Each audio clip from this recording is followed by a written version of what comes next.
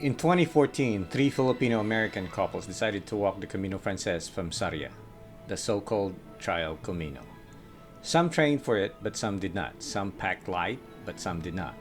These were our collective reasons why we walked the Camino Frances. Hi, we're gonna start with our. At number 10, the reason is the nature. One who is familiar with the Camino will tell you that the color of the Camino is probably yellow because of the yellow arrow that points you to Santiago. However, there might be another color that can resemble the Camino, and that is the color green. Santiago sits in the mountain ranges of Galicia, and it's very, very green. I could not imagine myself walking the Camino and not like nature. You will see rolling hills, you will see magnificent mountains, you will cross creeks and rivers, you will hear the chirping of the birds and other insects. However, rain can pour down on you as if it will never end. But just like every indescribably beautiful sunrise, you will also witness a color of sunset that we often not notice when we are back home. It's because the Camino can present a different spectrum of nature.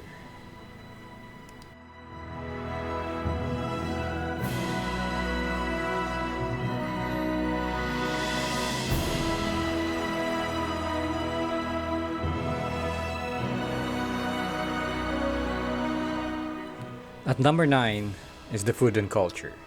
Spanish food is considered one of the best in the world. It's exotic, but sometimes it takes a special palate to appreciate them. I may be biased because I grew up eating a food heavily influenced by the Spanish cuisine. So don't take my word for it. Just try tortilla de patata, café con leche for breakfast, and have some menudo dia. Sometimes they come with paella. And have dinner with pulpo or churrasco. The Spanish culture is unique. Have you heard of siesta? Don't get caught for lunch between 2 p.m. to 5 p.m. You might get hungry. Also in the Camino, we sometimes substitute tapas and local vino into a full regular dinner, and that's enough for us. The languages also varies, as Spain has many languages. You may see bullfighting arena as you walk and get curious. But the one thing that makes Spanish culture unique is their many festivals or fiestas. Every town and city has their own fiesta that honors a particular saint, and along with it a unique celebration that travels the town folks and pilgrims alike.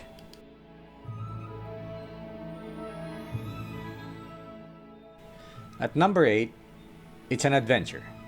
I heard many a story that belittles the Camino for its less than worthy of a physical challenge for those who does triathlon and very challenging endurance sports.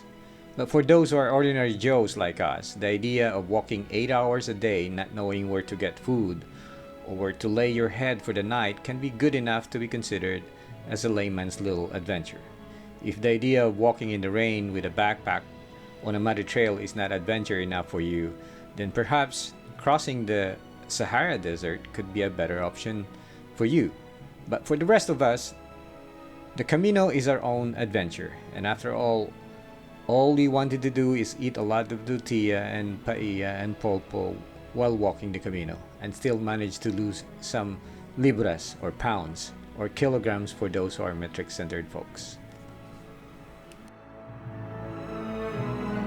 Hello.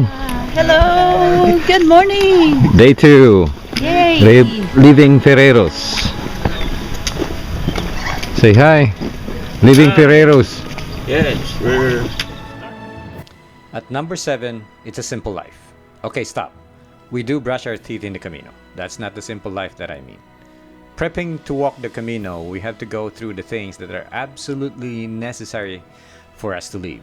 It has to be very, very light, as it is our back who will have to endure the weight of them for the many days that we are carrying it in the Camino. Our backpack is a physical burden, but it's a necessary evil. So the lighter it gets, the longer and better we can walk. It's just simple science, unless of course you have a transporter to carry your backpack. The Camino can teach us a very valuable thing in life, and that is we don't need a lot to live in this world. The secular world calls it minimalistic. We call it the Franciscan way. Our day does not have an itinerary. We start walking when we wake up and get cafe con leche on the first bar that is open, and sometimes it's 10 kilometers away. Then rest sometimes, and whenever we can, we just have to look for food or rest. And pray that we can find a bed space in an albergue somewhere. I sometimes wonder, how did Saint Francis manage to walk the Camino?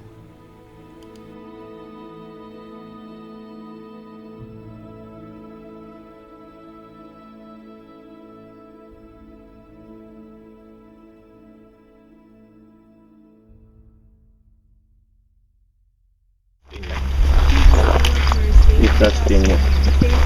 Pray for us.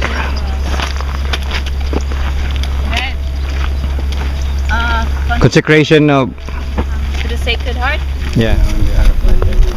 Hail Mary, full of grace, the Lord is with thee. Blessed art thou amongst women, and blessed is the fruit of thy womb,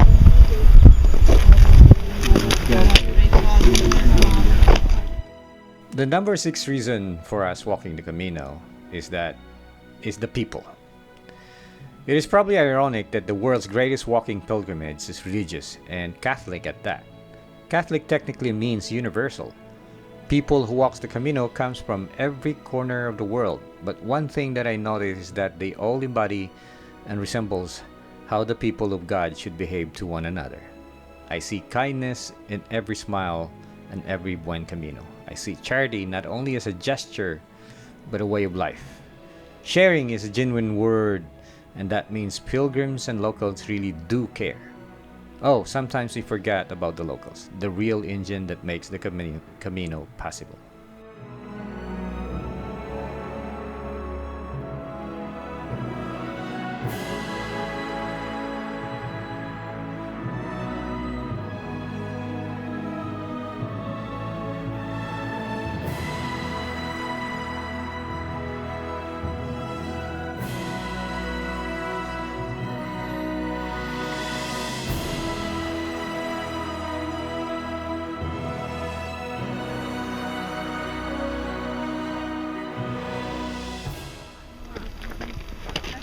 Hola. Buenos días, buen camino, mi amore. Hail Mary, full of grace, the Lord is with thee. Blessed art thou amongst women, and blessed is the fruit of thy womb, Jesus. Holy Mary, Mother of God, save us sinners now and at the hour of our death. Amen. Buen camino, peregrinos. At number 5 is to heal. We all have our own stories to tell. One thing, though, that makes all of us human is that we need some saving. We are imperfect, and calling it rough around the edges does not cut it anymore. When tragedy strikes us, or some events alters the course of our mothership, we tend to get ruffled and get discouraged. The Camino could be a perfect place to heal our wounds. God created nature so that it can be used as a natural cure for the things that pains us. We can throw in some way of giving out forgiving others, or just be forgiven, or even forgiving ourselves. It might be that simple in the Camino, or not. At least you get to see the Buta Famero.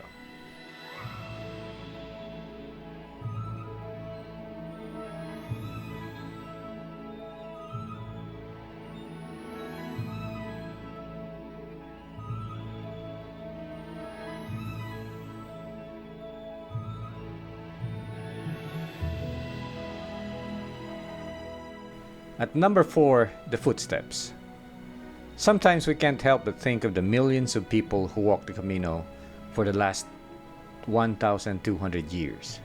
Saints and sinners have walked this way. They all have experienced the same pain and perhaps the same blisters. There were no compete at the time. For us, though, we think of walking the Camino as a sacrifice, perhaps a little glimpse of the Passion of Christ, especially when he was walking to Calvary. Jesus carried a cross, and all we had is our paltry backpack. Yet, it's the thought that counts. After all, if you want to walk in the footsteps of the saints, We need to share the pain or the blisters or both.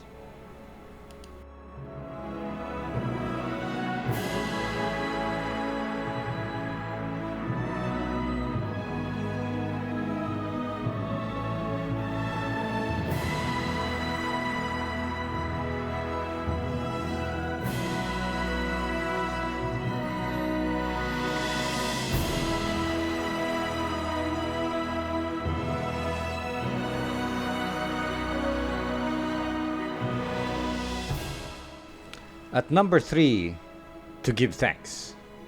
You might have heard this before. There's 3 ways that God answers our prayers: yes, no, and wait. Regardless, we can always give thanks. Sometimes we don't thank Him enough. All we do is ask, and ask. Maybe it's time to thank Him for every blessing and graces we receive from Him. The Camino can be that place.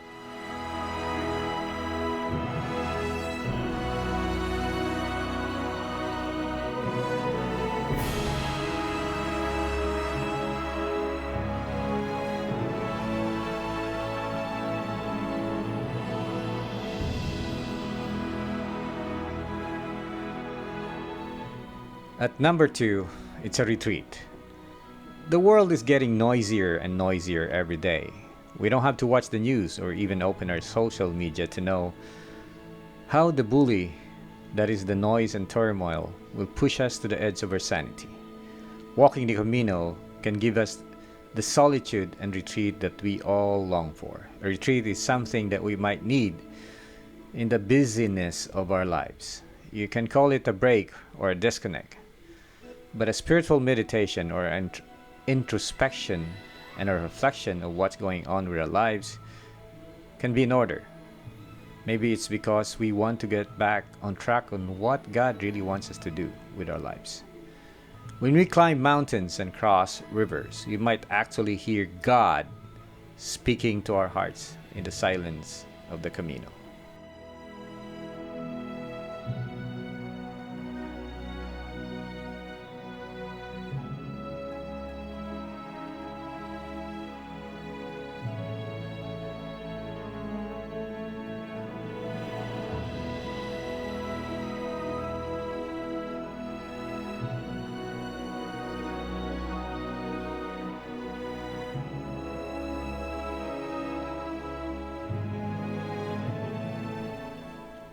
And the number 1 reason of our walking the Camino is because of our faith. Most of the people that you'll meet in the Camino might never say that their pilgrimage has some sort of an element of faith. I don't understand that, because being a pilgrim means you are walking towards God, and that requires faith. For us, we depend on God for everything. We know that God will show us the way towards Santiago. He will provide for our basic needs and gives us the strength to continue. Pasino a pasino, step by step. Our prayer is that our pilgrimage becomes a prelude to heaven.